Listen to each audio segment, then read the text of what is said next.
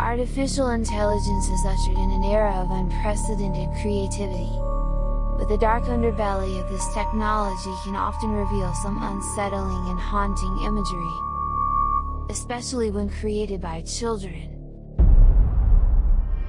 Climb into bed, get comfortable, and prepare for the clutches of sleep paralysis to ensnare your waking moments. Descend into a realm of consciousness where nightmares come alive. Welcome to the Paralysis Tales. I've spent years working as an art therapist at a place where troubled children come to live temporarily for behavioral and mental health issues. During my time there, AI art generation was new. Somewhere around 2015, my company partnered with a tech company and we got access to early AI art image generation apps to use for therapy.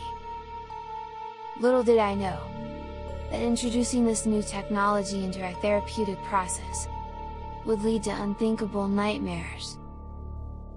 As I reflect on those early days, I now understand the chilling consequences of unlocking the secrets hidden within their subconscious. I've since left this line of work, but I've held on to some of the most unsettling images made by the children I've worked with. I've always kept them hidden. But now, I'll unveil what happens when the artificial intelligence intertwines with the minds of troubled children.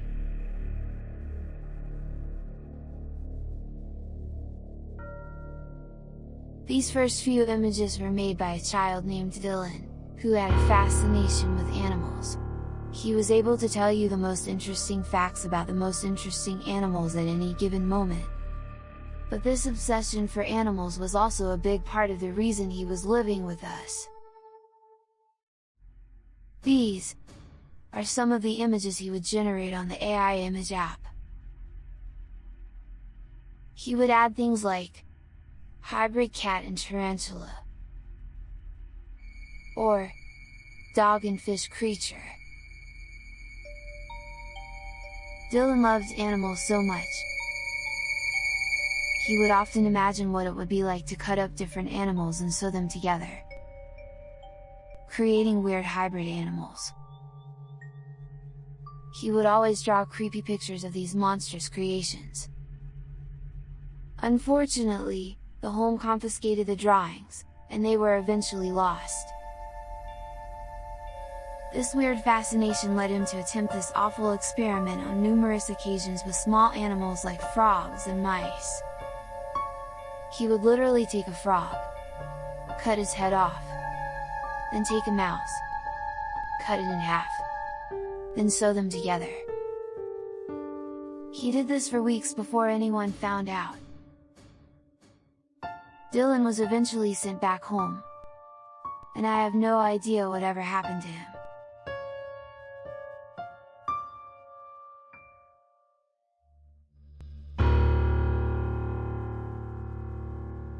The next few images were created by a girl named Sarah.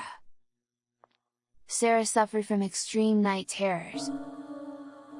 Her father was extremely abusive, and this not only left physical wounds on both her and her mother,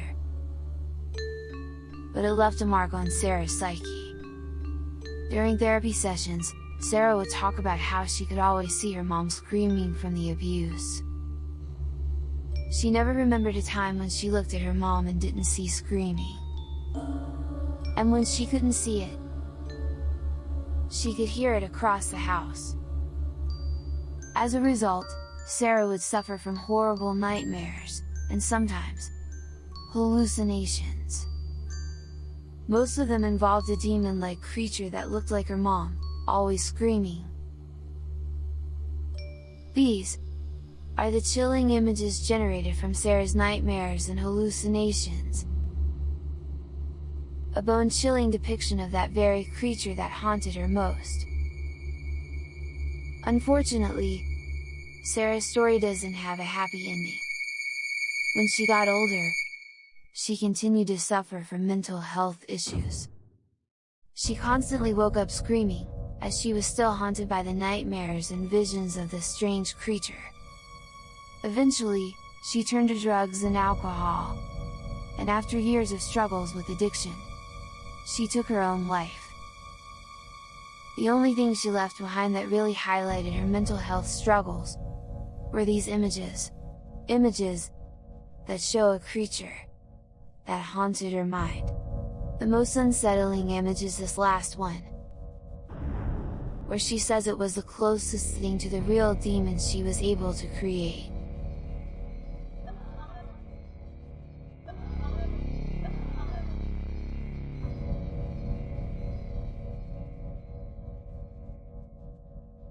The final images were made by a kid named Samuel. Samuel was my favorite kid. He used to live with his grandparents before we knew him. Sam's grandparents were wonderful at raising him. They gave him plenty of love and affection, which is why he was such a great kid when I met him. Sadly, both of his grandparents passed away within a month of each other, and he had to be sent to foster care. The reason he ended up with us was because he would always talk about his grandparents coming to visit him. He said they would always drop in to say hello and see how he was doing. He also mentioned that they would bring a lot of other old people with them to visit. Sam said these other people didn't look like people who were alive. He said they looked pale, and often strange looking, but they always seemed happy. I asked Sam to create some images describing some of the old people that would come to visit him. These are the images he created.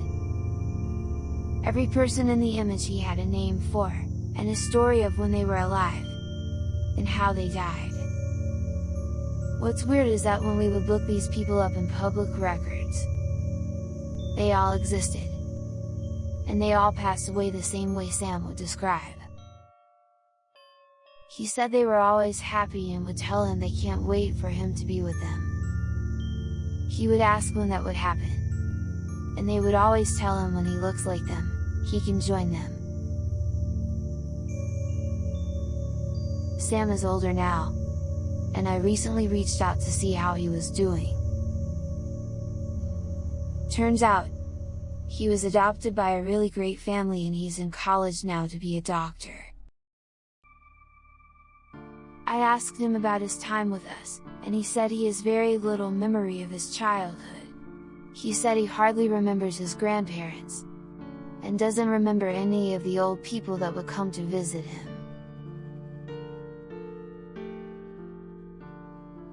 I can't say for certain whether these were ghosts of deceased people that haven't crossed over.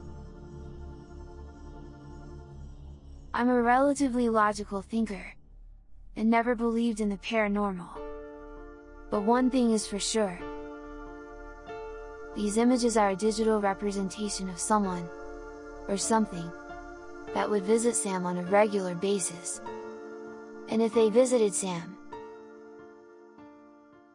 they may have visited me too.